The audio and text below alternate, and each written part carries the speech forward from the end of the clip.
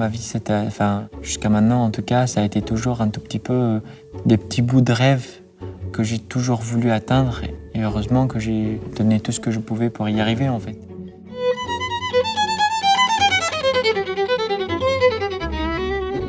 Quand j'ai quitté la Syrie, j'avais 13 ans et 14 ans, enfin, j'étais enfant. Je suis parti, j'ai pas vu ma famille pendant 5 ans. La France, c'est quand même un pays qui m'a beaucoup aidé.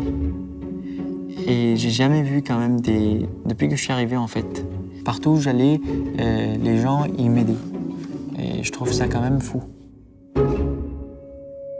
Ou soit je suis tombé sur les bonnes personnes, ou tout le monde est comme ça. J'en sais rien.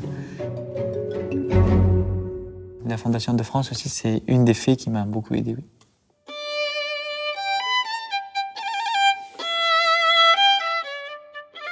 La bourse que j'ai eue de la Fondation de France m'a aidé à compléter l'archer, en fait, le prix de l'archer, qui a coûté 3 800 €, je crois.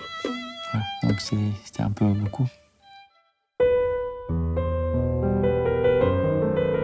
Je pense qu'un violon sans bon archer, il vaut pas grand-chose parce que sinon c'est un instrument comme un piano, Beats.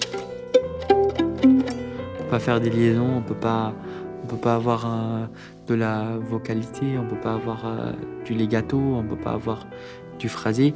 Le violon c'est un instrument mélodique et sans l'archer en fait on peut pas faire la mélodie.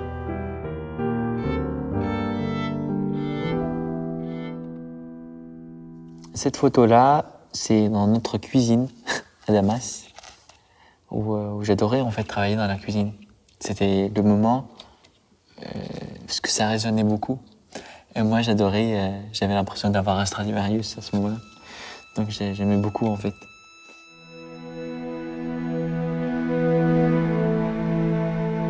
Ah, c'est des beaux souvenirs. Je sais pas, je me retrouve bien là-dedans. C'était du temps précieux.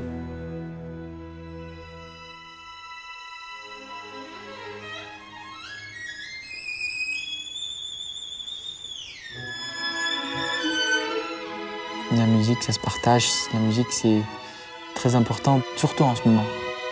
Surtout dans une période difficile dans le monde entier, en fait. Il y a des bombardements partout, des attentats partout. Et je pense on éteint ça avec la musique, quoi. On adoucit, on apaise ça avec la musique.